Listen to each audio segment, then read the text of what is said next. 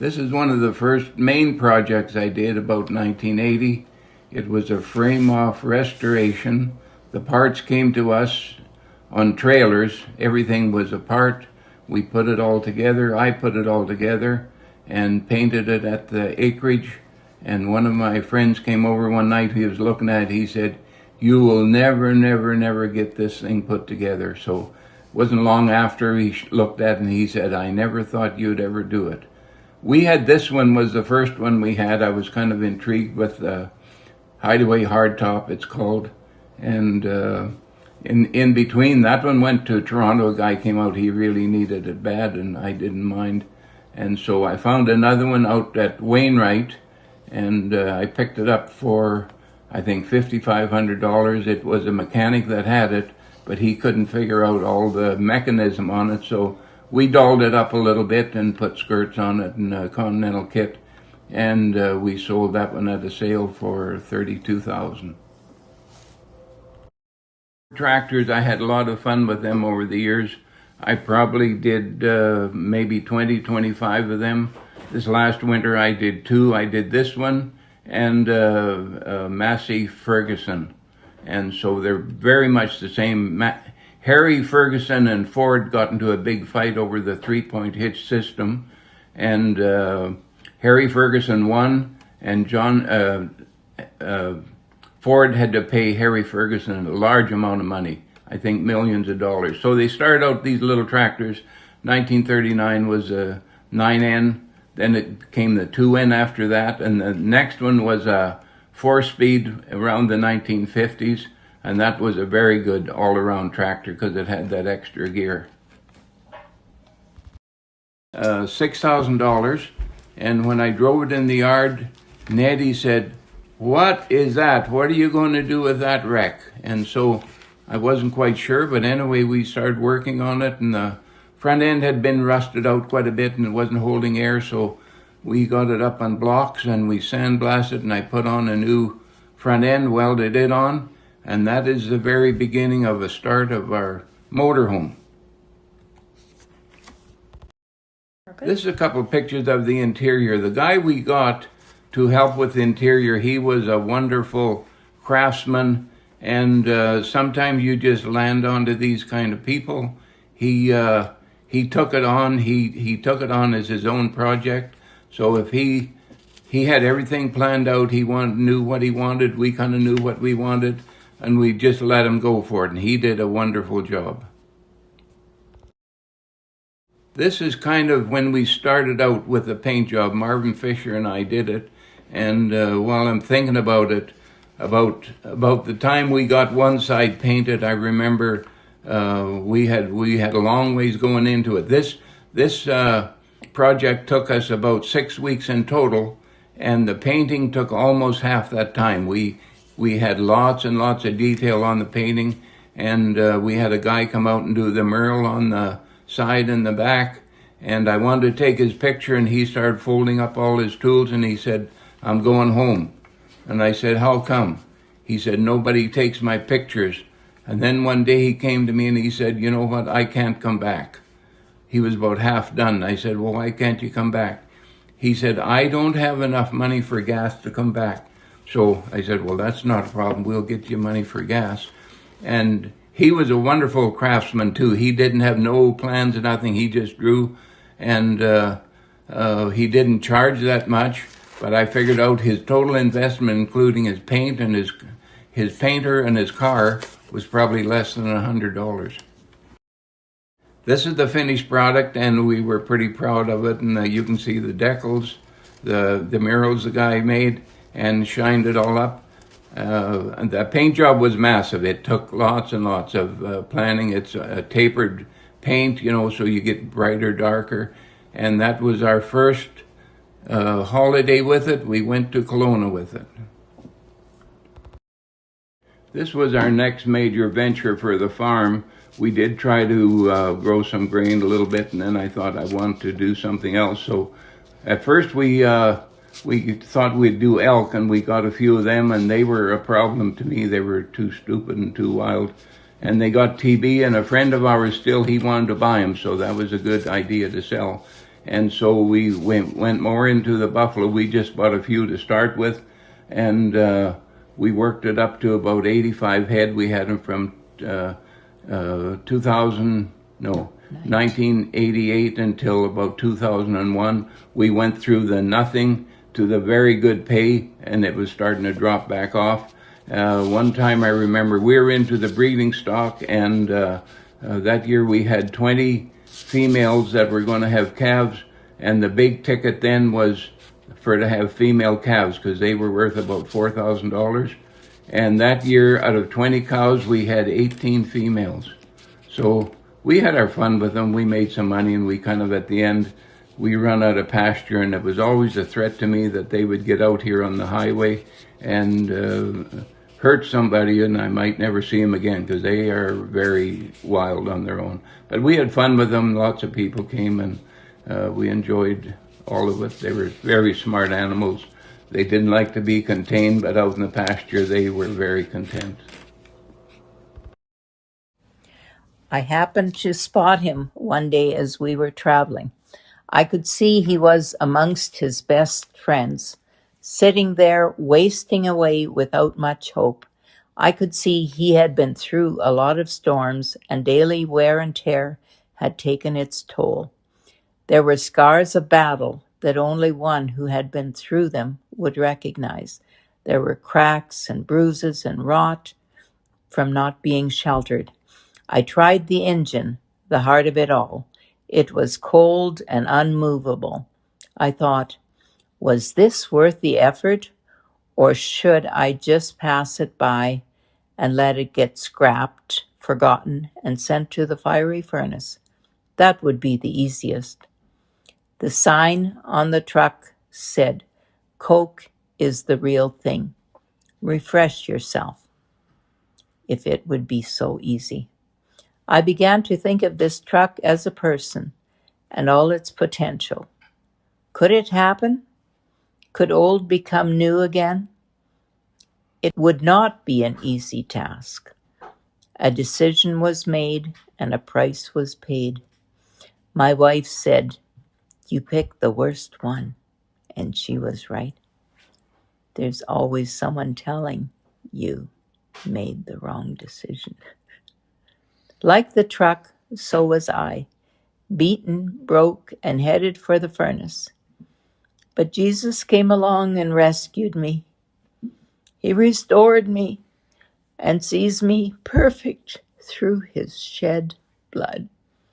He believed I was worth the effort, and I am thankful he took the effort to salvage me. Amen. This old truck we found south of Blaine Lake called Petrovka Bridge, and we were headed out to Fishing Lake for a little bit of a holiday with our motorhome, and we saw these along the road, and there were several trucks there, and there was a Maple Leaf that Nettie thought that's the one we should buy, but anyway, I bought this one, and I was so excited. It kind of buggered up my holiday because I had plans of what I'd do with it. So then when we got home, John and I went out for it. John Booker, we left in the morning, got it home at night, and he barely had got home, and I phoned him. I said, "I've got it running already." So that was the start of a pretty big project, but it was fun to do. Nobody had cut into it with cutting torches and all that stuff, so it was just a matter of cleaning up. And I found a guy in St. Albert that would do all the oak work, and he was very good. He got involved in it, and it took it on as his own project. And we painted it up and did a little bit of lipstick and cleaning up and new tires. And there's more to the story, but if you want to hear more, you'll have to call me or talk to me. This, I believe, is a 1913 Model T. I picked it up from a friend at Lac La Biche, and he always said he was going to get it done. He didn't get it done. He didn't get it done. One day he got a weak moment, so I bought it from him. Nettie and I went up to pick it up, and it was a terrible load. It did not want to secure down onto the trailer, but we did get it home. I cobbled it all together, and of course, me and the magic lipstick brush, we went to work, and I got it to where it is, and We took it out to Ritchie Brothers, and lo and behold, a guy from multi-millionaire from BC came and picked it up with probably a $500,000 or $600,000 truck and trailer, and he was so happy he got this little truck. But the pictures with the decals on is where it ended up in BC, and I think we got $11,000 for it.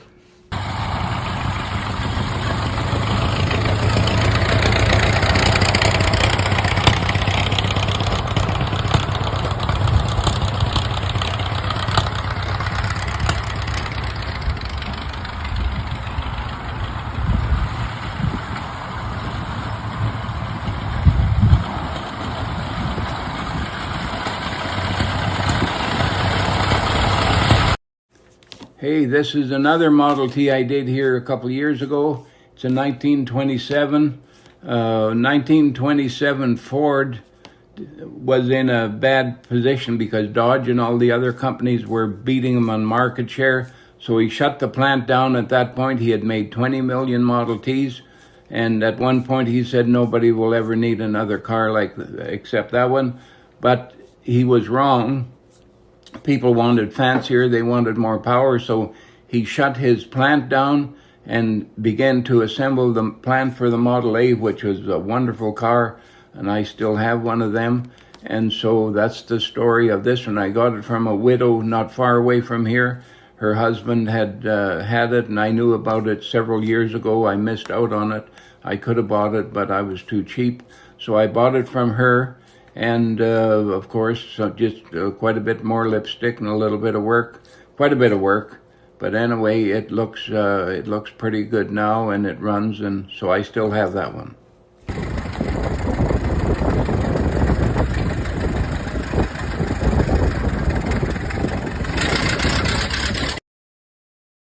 This little Jeep we got from a neighbor just north of us. They had sold the property, and they had to clean out. It was his job to clean out his stuff. We suspect it was stuff and junk, like most of us collect.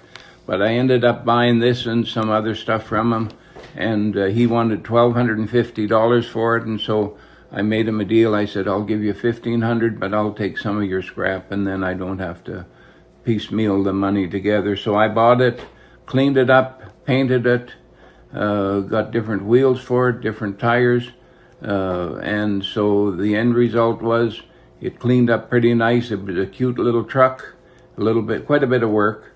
But anyway, I took it to Ritchie Brothers and we got $14,000 for it. This was a 1974 International truck. We were the second owner on it, and it served us very, very well. And a friend wanted to buy it, so I sold it to him. When he was done using it, it ended up only a few miles away, and I bought it from him, and I think we agreed at $600 for it. And after I got it all done, you could almost see the tears come down his face. He wanted it back, but we never ever did make a deal to get it back, and I still have that. I'm probably going to sell it this year at a Ritchie sale. It's only got 58,000 miles on it, and it's still very good. Works well. This is a car I bought from Nettie. I was working up in High Level, and my parents, none of us had much money, but anyway, I was working, and my mom called and said, this lady here, this nice young girl, has a car for sale, and I thought it was $75. Nettie thought it was $50. She said, could you send us the money? We'll buy it from her. So I sent them the money, and they ended up with a car. And it ended up, my brother apparently bought it, and then it ended up at my brother-in-law's out by Dormy. And I was able to pick it up. I thought I could redo it for our 50th anniversary, but after sitting in the weeds for so many years, it was just too far rusted and too unable to do it. So I sliced it off, and I hung half of it on my shop, and then I made another picture of it, and I got it in our man cave. So that's the story on that. This is a 1939 Ford truck. When I was looking, I was actually looking for a 40 or 41 because that's ones you always saw. My neighbor, Gary Matheson, he said, well, I got one that's all apart and maybe you'd be interested in it. So I went and looked, and a bunch of the chroming had already been done, and it looked like it had some potential. So I found a chassis, a Mitsubishi 1986 with a little Mitsubishi diesel in a Ram 50 Dodge. And so I stripped everything down and put everything back together, dual stacks, and it turned out really nice. I put about 40,000 kilometers on that as the years we've had it, and we did sell it last year. It didn't seem to go for as much as I thought it would, but we were pretty attached to it, and I think I got $14,000 for it. But the bowler, I had found one, and I had a matching paint job on it, and they looked pretty good traveling together. We did a few bowler meets and whatnot. I think down by Swift Current we went to one, and it went to the auction sale, and my friend Charlie Graham, he just wanted that so bad, and he did get the winning bid at the Ritchie sale, and he loves it, and he just got back from a trip, and somebody wanted to buy it, and he just shunned them. A friend of mine, he was a very, very good craftsman. He built motorhomes and whatnot, and they looked like they came out of the factory. This was one of his projects. It took him 10 years to build. It's a home-built airplane.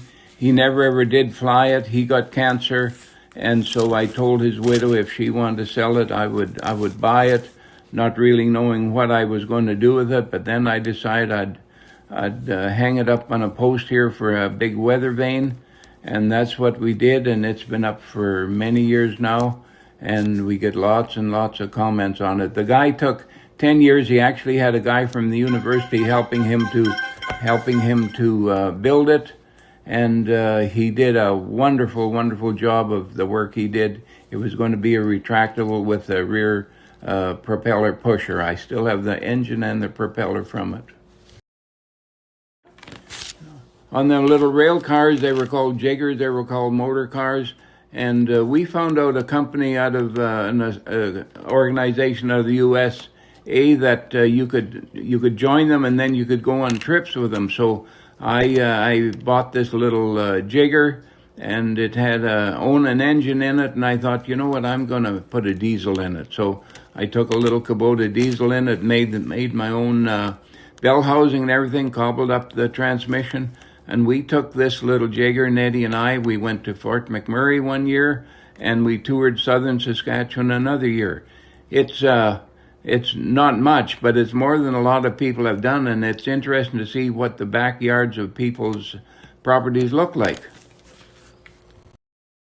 This is actually a bicycle built for two. I think they were maybe bicycles that were built for rentals, maybe Kelowna or someplace, but we went up to see a friend up at Jarvie, and of course I look at the junk piles and whatnot, and it was laying in a heap there in his yard, and I said, what are you going to do with that? Oh, he said, that's going to the scrapyard, or not to the scrapyard, but to the dump, and it would have gone in very short order. I said, well, if you don't mind, I'll buy it from you. No, he said, you can have it. So I took it and painted it up and got new tires apparently they had to come from Italy, and people ride it around. It's a bicycle built for two, and that thing at a party here, that goes for hours and hours on end. Everybody has a great time with it. This was a little forklift I built. At that time, it was very hard to get a little four-wheel drive forklift, and the beekeepers and them guys were wanting four-wheel drive, so I bought a little Toyota, cut the frame down really short, and I had some old forklift pieces here that I put together, and that was my first project of being a worldwide manufacturer of homemade forklifts.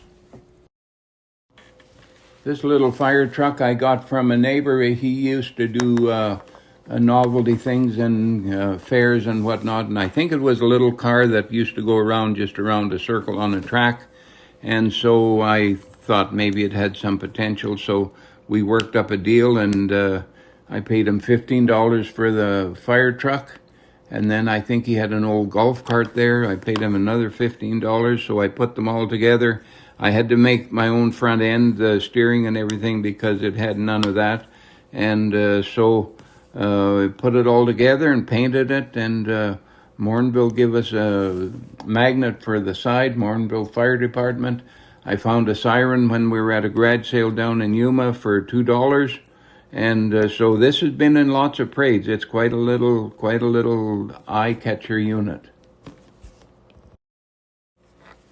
This teeter-totter is a little bit of an interesting story on it. Our neighbor, our renter, he's been here for 15 or 16 years. He used to work for an oil companies and whatnot. So I said, if you ever find a little pump jack that I could use for lawn ornaments, I said I'd like to buy one. So he found a few, but the farmers didn't want to give them up. And one day he, just getting ahead of myself a little bit, I had made him some boxes for flare stacks, and we weren't into it for much money, and so it was very reasonable, actually. And one day he said, we've got this new one up at one of our shops, and it's written off, and he said, would you be interested in that? So I said, well, sure I would. So that's what we got. And when it was here, it was brand new. I had to put oil in it, and the receipt, or the asking price for it, was $19,000. And so I made a teeter-totter out of it, and we have taken lots of people for a ride. Not the kind of ride you think, though. This was kind of a unique project. I never really even planned on doing it, but I did see one on TV one time, and it was always in my mind that perhaps I should maybe think of doing something like that. So we cleaned up a golf course that had sold out in Edmonton, and they had to clean a whole bunch of stuff up, and this was sitting off to the side. They used a little truck, a Nissan truck, for picking up golf balls, and the squirrels had made their deposit in there. It was right full of cones and whatnot, so I said, I'll take it. So I hauled it home, not even knowing if it had a motor, a diesel motor, gas motor. So probably several months later, I thought, I'm going to put a battery in and just see if it does run. So that's when I found out it was a little diesel, and it run perfectly. Everything worked good on it. So I started to make a radio flyer just by guess. I never really had much to go by. So I kind of proportioned it to the size of the wheels, and I just started putting it together. And I think back now, if I was to do one, I don't even know where I would start, but once I started, everything seemed to kind of come together quite well. I figured out the cost on it, the paint, and that was about all I had to do. The tires were good, so I painted it up. I got the metal, cobbled it all together, painted it, and put decals on. And I think my total cost on it today is between $800 and $900. This buggy we bought from an L. Loaming sale out by Sherwood Park. It was a fun buggy. One day I decided I was going to put a drive on it, so I did that, and it wasn't easy to do because the buggy was on springs and nothing was stable, so it was hard to get a drive to the wheel, but I figured out how I could do it. And so I put it on, and as you see in the video, I drove it out around the yard, backed up, everything worked. I drove it in the shop, and that's the last I ever worked. I rode it. I took it all apart and made a log splitter out of it with the motor. So that's what happened to that. I still have the buggy. This is called a Crosley forklift. Crosley made cars, they made radios, they made other refrigeration units. I picked this up from a friend out by Wildwood, and it is really quite rare. It's the only one we've ever seen. If you look at the first picture of the yellow one, the engine, it had a Crosley engine in it, and that round thing is actually the clutch. It sits right under your seat. It's way different than most of them run. This is a project we took on. We had bought 80 acres. We had actually bought 2 80-acre parcels and sold one to John Bucher, and the other one we worked for ourselves. This is a cabin we had built in Morinville. We wanted to, where we could, without having trades come up to the lake all the time and not knowing if they were coming, so we had it built in Morinville, and it was something like 30-some feet wide, I think, and over 20 feet tall on the truck. And so we had it up there, placed on a footing, a basement, and we had to lift wires and whatnot. I think the power company said there were 17 conflicts, so we had to deal with 17 wires, but it turned out very beautiful, and we had quite a few years of enjoyment with it. This is the picture of a cabin we bought out at Lac La Nun. We were out visiting some friends, and he said, well, that's that old cripple. It's all probably full of bugs and mice and rats and everything else. So we thought, well, we'd find out. We took a look at it, and we thought it had some potential. So we went to work on it. That was during COVID, and Nettie and I did lots and lots of work. And so it did turn out very well. We kept it for a year or so, and then we sold it. We made a nice profit on it. Our friend Dan Bucher down in West Virginia always talked about getting a hollow log and lighting it up and all the sound it would make. So I thought, I can't find a log, but I can build one. So this is what I built, and then we fired it up, and then I took my blower and I blew up from the bottom, and that's why we got all the beautiful sparks and whatnot coming out of it. Turned out really good.